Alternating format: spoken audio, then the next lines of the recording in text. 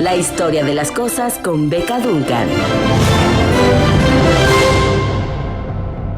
¡Chamacos, chamacas! ¡Ya está aquí Beca Duncan! Sí, la misma que ustedes ven en las fotos los fines de semana. ¡Sí! Aquella misma que ha levantado de los cenizas a inmensidad de restaurantes y que ahora gozan de buen nombre y popularidad. ¡Hola, Beca! Hola, ya me hice fama aquí, ¿verdad? De mi buen diente. Yo nomás llego y todo el mundo empieza a hablar de comida. Pero desde que empezaste a colaborar con nosotros, con el pan dulce y todo eso, pero no era una cosa que nosotros sacáramos así a la plática, sino ya venía del rumor de las redes. Sí, así es. Ya ni modo, ya me hice esa fama, ya me balconeé. ¡Qué buena fama! Ya no puedo ¡Qué echarme para envidia atrás. de fama!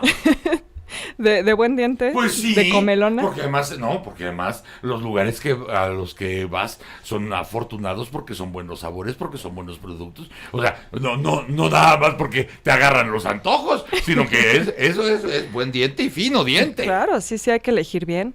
Si uno va a engordar, pues que valga la pena, ¿no? Esa es la verdad. Si vamos a engordar, sea con calicatencia, Pues sí, ¿verdad? con estilo, ¿no?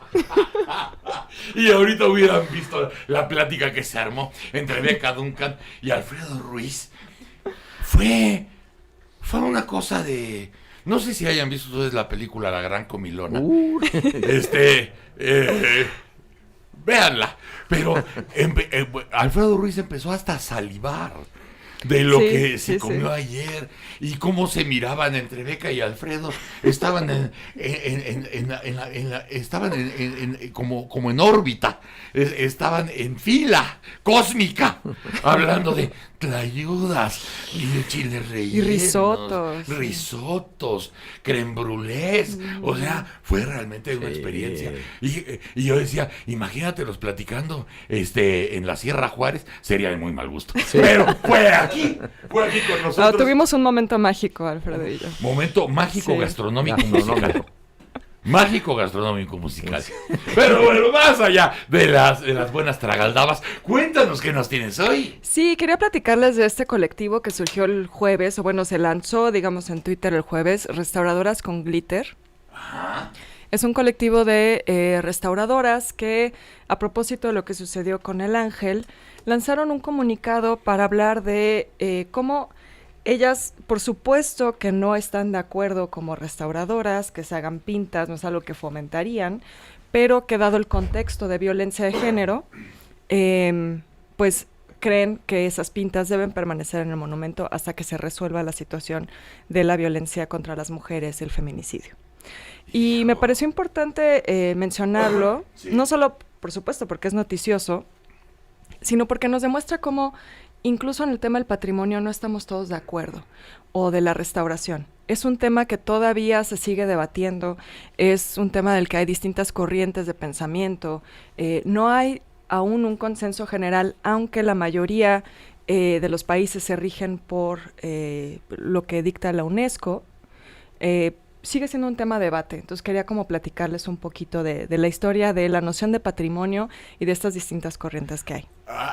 Hay un síntoma que tiene que ver con toda esta parte monumental y la historia. Cuando tienes monumentos como el Ángel o tantos otros que conocemos en el mundo, donde está unificado el sentir nacional, el valor nacional, es muy emocionante ver cómo llueve, truena, relampaguea, ese monumento abraza y es abrazado por todo un país. Uh-huh. El síntoma de cuando una parte de ese país atenta contra el monumento, cuando estamos hablando de pintas, entonces yo veo el atentado más simbólico que el destructivo. Uh-huh, claro. Es pintar. Sí. Cuando una parte de nuestro país pinta un monumento que nos unifica, hay un problema. Claro. Y un problema que debe ser atendido. Y debe ser resuelto hasta que ese monumento y otros monumentos vuelvan a unificar el criterio total de decir, vamos a cuidarlo porque nos estamos cuidando y porque nos están cuidando. Claro, es que justo lo que dices, el hecho de que se haya pintado el ángel nos habla de la importancia y del valor simbólico que tiene el ángel, Claro. ¿no? Lo ponen, digamos, la pinta se hace precisamente en un lugar muy visible, Sí. en un lugar que está muy vinculado a la identidad nacional, pero también lo interesante del ángel es que lo que conmemora es la independencia. Entonces, esto de alguna manera, muchos han hablado de que no es que le reste al monumento, sino que le suma, ¿no? Porque es un monumento que se trata sobre la independencia y las libertades. Es un monumento vivo. Es un monumento vivo, Vivo. además, y el tema de las libertades es lo que se está luchando ahora, ¿no? Se está pidiendo para que las mujeres se sientan libres en las calles, que no se sientan amenazadas. Entonces, de cierta manera, estas pintas tienen mucho que ver con la historia del monumento mismo y con lo que significa ese monumento. Los monumentos muertos se tumban. Sí, de hecho es bien interesante que menciones eso, porque incluso en cómo entendemos la patrimonialización, hay mucho este debate, ¿no? François Hartog, les recomiendo mucho que lo lean, es un historiador francés, él habla de esto, y él menciona, por ejemplo, cómo cuando patrimonializas algo lo quieres congelar en el tiempo, ¿no?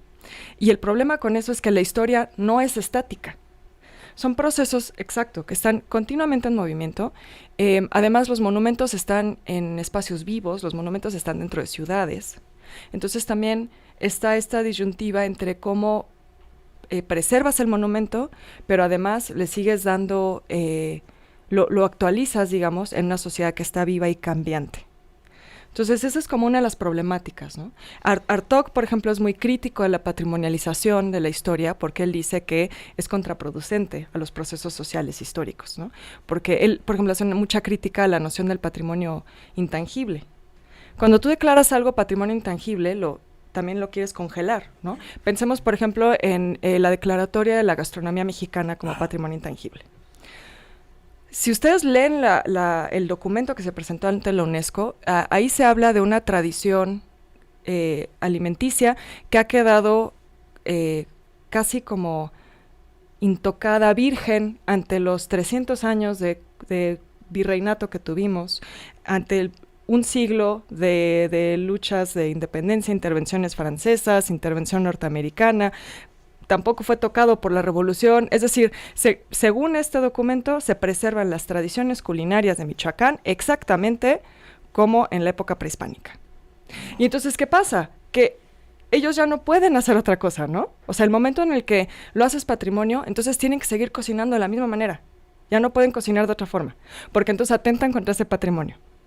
Entonces, a una sociedad, a un grupo social, lo quieres mantener detenido en el tiempo, No puedes, congelado. No puedes. Cuando eso no sucede, ¿no?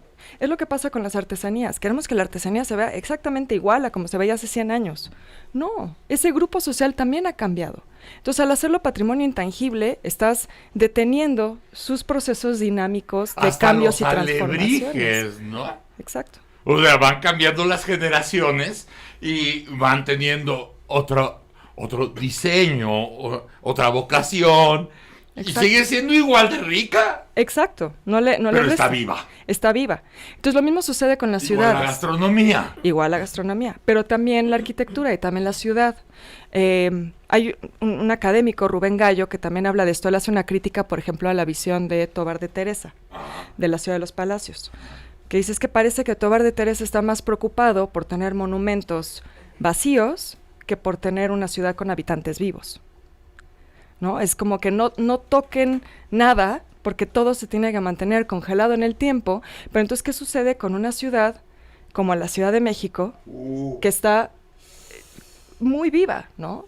Oye, qué gran reflexión traes hoy. Es muy interesante. El tema de patrimonio, la verdad es que da para mucho debate. En la Ciudad de México, hablando de monumentos, solamente podríamos tener los monumentos que la gente va a salvaguardar. O sea, los que son directamente dirigidos a tu cariño, a tu raíz, a tu dignidad, a tu honor, porque lo vas a preservar. Estoy pensando en tantos bustos y en tantos monumentos que fueron plantados ahí por compromiso, por negocio, por no dejar, porque te lo regalaron de otro país, y acaban poniéndoles elotes en los ojos y no pasa nada, porque no hay nexo. Claro, y ese es otro punto muy importante del patrimonio, que es la apropiación. Sí. ¿No? Ahora se habla mucho de eso, incluso los museos se entienden ya como espacios de apropiación, ¿no? O sea, antes había como esta idea de que los monumentos y el arte y los museos eran casi como espacios sagrados, ¿no? Tú entrabas al museo casi estar callado, como en un templo. No podías hablar y tenías que pararte frente a la obra de arte y contemplarla. Sí. Y ahora se habla más bien de que los museos tienen que ser espacios donde tú te apropias de ese patrimonio. Incluso se hacen lo que ahora llaman activaciones, ¿no? Que está como muy de moda la palabra, que es cómo activas un espacio para que suceda este proceso de apropiación. Ahora, esto es muy interesante porque se entiende como algo nuevo, pero en realidad lo que dice Hartog, por ejemplo, es que en el concepto de patrimonio, porque él lo que hace es, digamos, historia conceptual, él hace una historia conceptual de la idea de patrimonio, el concepto de patrimonio. Él dice, el patrimonio siempre se entendió desde la antigüedad, estamos hablando de Roma, ¿no? Como un bien apropiado. Claro. El patrimonio siempre se entendió como propiedad privada, ¿no? Tú pagas por un bien que va a ser tuyo y es parte de tu patrimonio. Entonces la noción de apropiación siempre ha estado como algo central al patrimonio, ¿no? Solo que cambió, y él lo data alrededor de 1979, que es cuando en Francia se declara el año del patrimonio. Entonces, a partir de 1980, el cambio es en un año, ¿no? Se hicieron encuestas donde en 1979 le preguntabas a la gente qué es patrimonio, y patrimonio era su casa, ¿no? Era su propiedad privada. Y a partir del 80, el patrimonio es ya un bien nacional, un bien cultural, ¿no? Un bien que habla de la identidad de un pueblo, la identidad de un país. Entonces cambia completamente la noción de patrimonio. Total. Entonces realmente lo que estamos hablando ahora de patrimonio tiene que ver precisamente con las nociones que se empezaron a formular a partir de los años 80. Es un concepto muy nuevo y por eso sigue en debate, ¿no? Pero el debate es mucho más antiguo. El debate se puede ir hasta el siglo XIX. Claro. Y en el siglo XIX hay dos figuras muy interesantes, que es Viollet Leduc, de quien ya hablamos cuando les platiqué de Notre Dame, que Viollet Leduc habla de restaurar, y John Ruskin, que era un artista teórico del arte inglés, que le habla de conservar. Y muchas veces pensamos que restaurar y conservar son lo mismo, pero no. John Ruskin hablaba de conservar incluso hasta que se quede en la ruina el patrimonio. Y Viollet Leduc habla de restaurar a la antigua gloria de un inmueble o de un monumento, incluso poniéndole cosas que no son originales al monumento. Porque a Notre Dame le puso un montón de cosas que no estaban en el proyecto original. Pero era su idea de restaurarlo a esa vieja gloria. Y la noción de Ruskin es incluso muy vigente hoy en día, porque en las ideas de patrimonio y de restauración actuales hay una corriente que cree que hay que restaurar todo para que se vea como nuevo, como se vio cuando era nuevo, y hay otros que dicen que no tienes que intervenir. Tú tienes que conservar hasta donde puedas. Entonces, por ejemplo, la Última Cena de Da Vinci está ahora en riesgo de desaparecer. Con el tiempo se ha ido como desvaneciendo. Sí. Entonces hay unos restauradores que dicen, no, pues hay que intervenirlo para volverlo a colorear y que quede otra vez igual. Y otros que dicen, no, tú consérvalo hasta que desaparezca. Y eventualmente desaparecerá, y ni modo, porque eso es parte de su historia. Y del proceso. Es parte del proceso histórico de esa pieza, ¿no? Entonces, no termina de haber un consenso. Podemos hablar, por ejemplo, del caballito. Todo el drama que hubo por el caballito. Hay quienes dicen, no, déjale la pátina, porque la pátina es parte de su historia. Y otros que piensan, no, hay que quitarle esa pátina para que se vea como nuevecito. Justamente esa disyuntiva y ese debate hay en la Sagrada Familia de Barcelona. Claro. Oye, pero es que Gaudí lo empezó, o sea, tienen que conservar lo que Gaudí...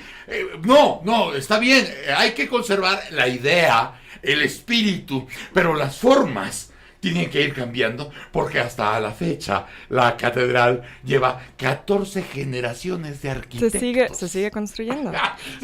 Claro, y lo vemos en nuestra catedral. Nuestra catedral tomó 2 siglos. Entonces, la catedral que vemos ahora tampoco es el proyecto original, ¿no? También tiene cosas que puso, por ejemplo, Manuel Tolsá, hizo la última intervención, que no tiene nada que ver con lo original, ¿no? Porque, digamos, la historia es un proceso vivo. Nos gusta pensar la historia como algo que se conserva así, ¿no? Guardadito en un cajón, pero no, es un proceso vivo, es un proceso cambiante. Y entonces hay proyectos, por ejemplo, que incluso integran la destrucción a la restauración. Está el News Museum que hizo David Chipperfield, por ejemplo, en Alemania, y ese era un inmueble que fue bombardeado, que fue, digamos, casi destruido durante la Segunda Guerra Mundial. Y se esperaba que Chipperfield pues, lo restaurara, ¿no? Y él dejó la huella de esa destrucción. Entonces tú vas al News Museum y vas a ver un proyecto sí muy contemporáneo, muy Chipperfield, pero también vas a ver de pronto los impactos de las balas, ¿no? Claro. Y, bueno, además están ahí, casi espalda con espalda, el Alte Museum, ¿no? Que es, bueno, eso es lo que siempre hubo y lo que siempre habrá. Ahí está, para los clásicos, y el Neues Museum, ¿no? Que es vivo. Exacto. Está y que vivo. deja esas huellas que son testimonios de su historia. Si tú lo tapas, Sus heridas. ya no lo ves. Sí, exacto. Ya no ves esas heridas históricas que tiene el inmueble. Y tenemos un caso aquí, el Bar La Ópera. Claro. ¿No? Sí. Ahí están también los balazos y seguramente hubo un montón de gente que en el momento se agarró las perlas y dijo, ¿cómo es posible que este señor ande disparando con el techo? Y ahora es parte de la historia sin doble y ahora vamos a ver los balazos. Ahora es patrimonio. Claro. Y mira, me encantaría, porque además contigo es un placer platicar y el tema está muy rico, pero nuestro productor ahorita tiene algunos problemas, ¿sabes? Ah, sí. Sí, se le ve. Tiene prisa. Sí. Así como lo ves, que homo tiene algunos problemas y yo te pido comprensión.